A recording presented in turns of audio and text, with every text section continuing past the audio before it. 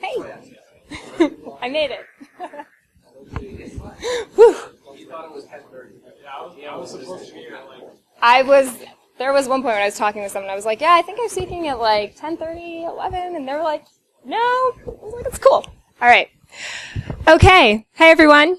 Thank you so much for coming to my talk about our favorite thing, humans.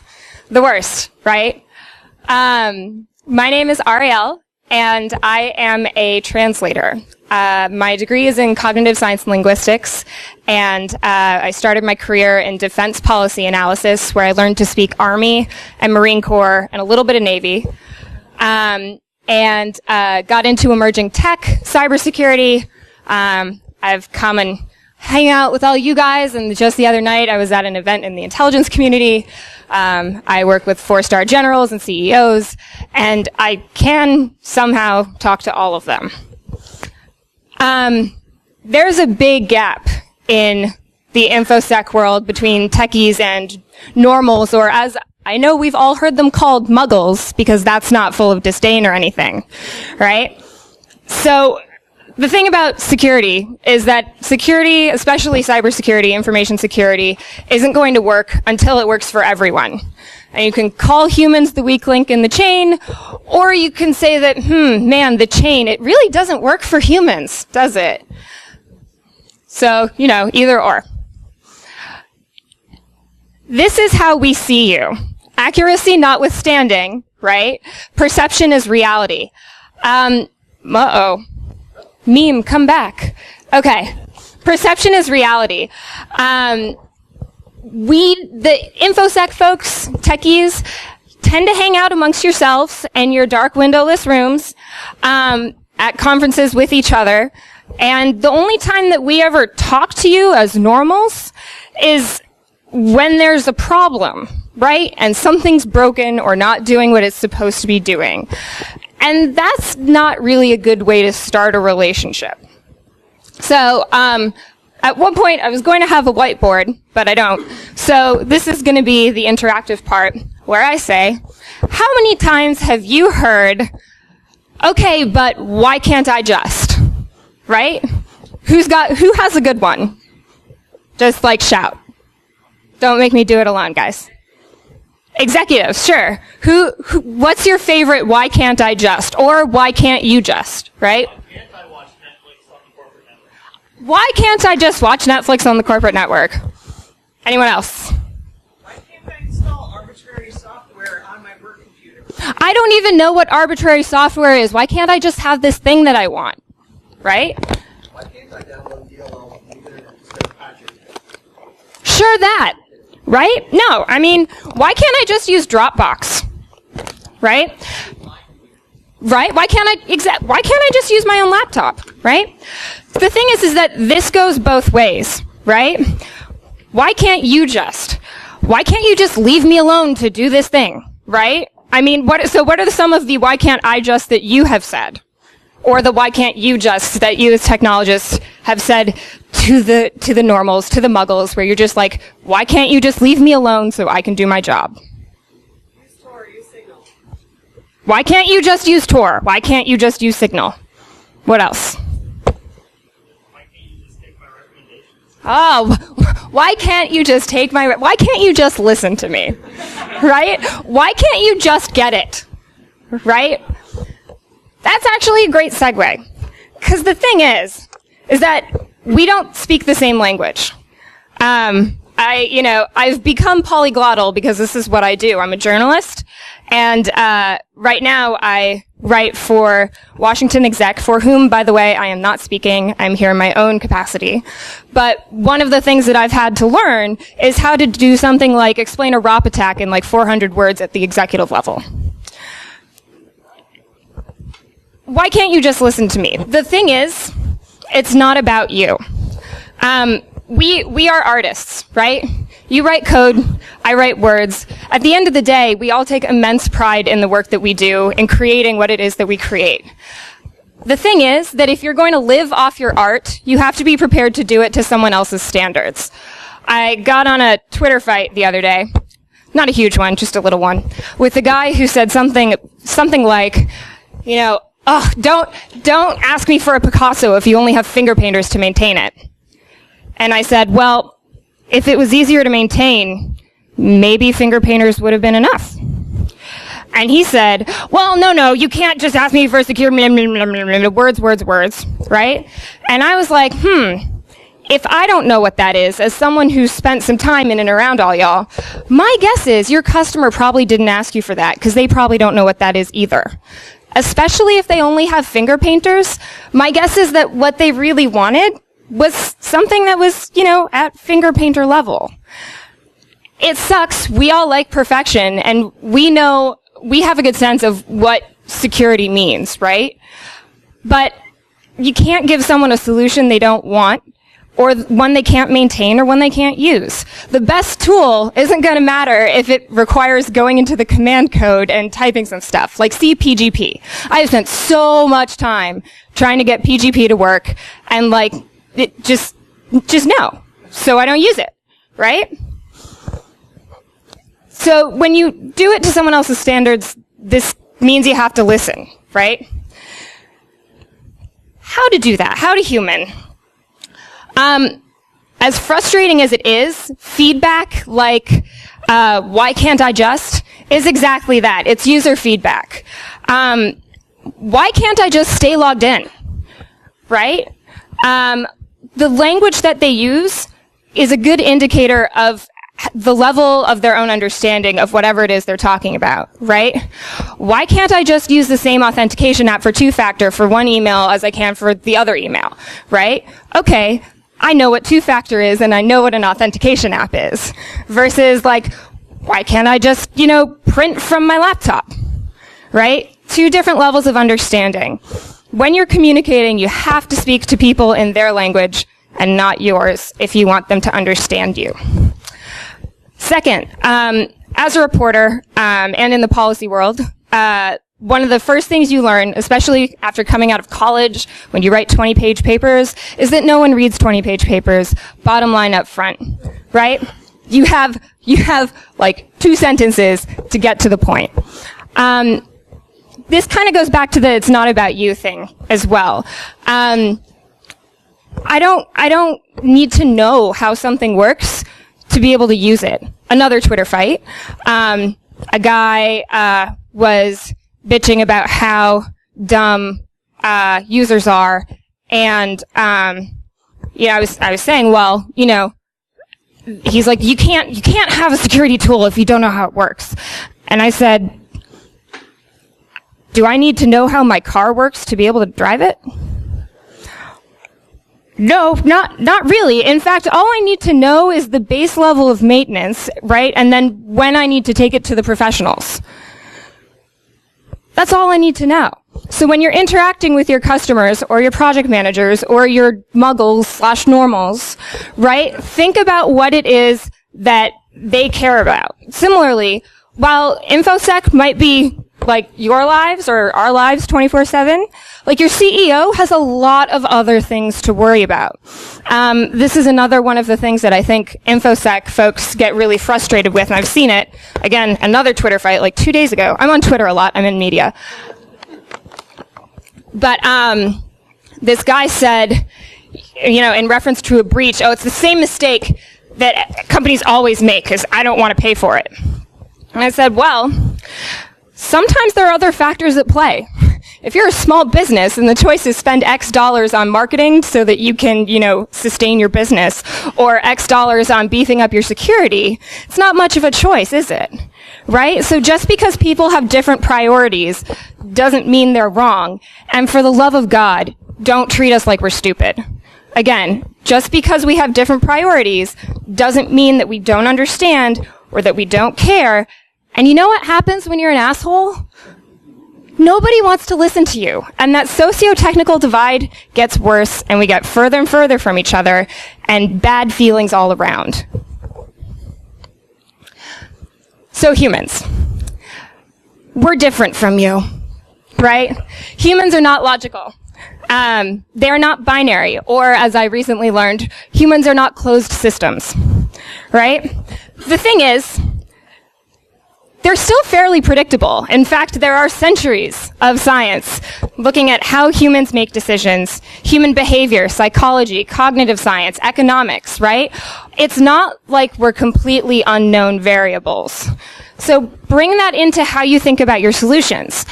I was talking on Rally Security earlier this week, and for more of the science behind this, please go check out that talk, because I had an hour then and I have not much time now. But all of this can be brought into how we design security tools. And Danny, who I was speaking to, was like, man, this is a lot like what I learned in my social engineering training. And I said, yeah, everyone in security should be getting social engineering training, right? There's a reason that 9 times out of 10, the best way to get into a network is through social engineering. It's because a lot of the time we don't think about humans when we build these tools, right? So, in-group and out-group, as animals, which humans are, one of the first things that we do is establish whether you are like me or not like me. This goes back to being an asshole, and this goes back to being not about you, right? From the beginning, the first thing that someone is going to do is try to figure out, are you on my side? You guys are the outsiders. You're the people that stay in your rooms that don't have faces and wear ski masks. For just show of hands, who's actually ever worn a ski mask in a serious context? Okay, there are 4. Which is actually more than I was expecting. Good to know. So you guys are outsiders. You're unknowns. You're anonymous. Not that, you might be, but different. I mean it in the civilian sense, I guess. Right? You're unknown. And that's scary, right? People are afraid of what they don't know. So people are going to be suspicious and see you as outsiders from the beginning. But the thing is that once you're in, you're good to go, right? Once you've built that base level of trust, you're on the inside. It's pretty hard to get kicked out from the inside. So at the end of the day, again, security isn't going to work until it works for everyone. And I would like to leave you with my little secret of how I've learned to become polyglottal. And that is, I sit and I listen, or stand and I listen, and I let you guys talk, or whomever it is, right? 4-star generals talk, executives talk, and then I go, okay, so what you're saying is blankety blankety blank. And then they get the chance to confirm or correct. Yeah.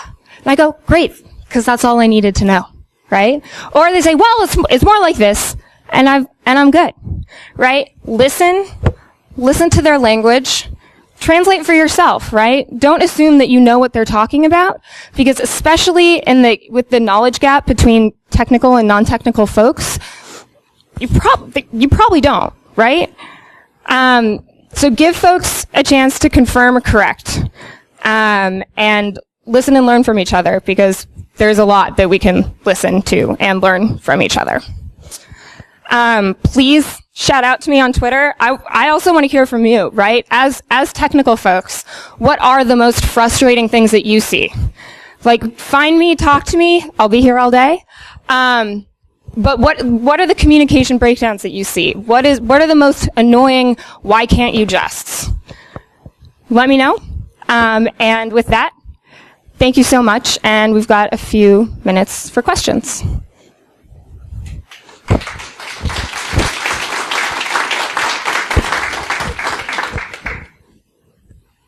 Questions, comments? Why can't I just? Shut up. Why can't I just anything? Yes. So in seeing these different groups of folks act as security folks, have you been privileged to go to an event, say 1 year or 6 months ago, with a total cluster? And you get to go back and see any improvement and say, oh, that security guy did it right, or that will actually learn something? Personal. Yeah. So that actually is so the question was, have I gone to an event in the past and seen a total cluster and then gone again in the future and seen either muggles/normals learn to speak tech, or the other way around where techs learn to speak muggle?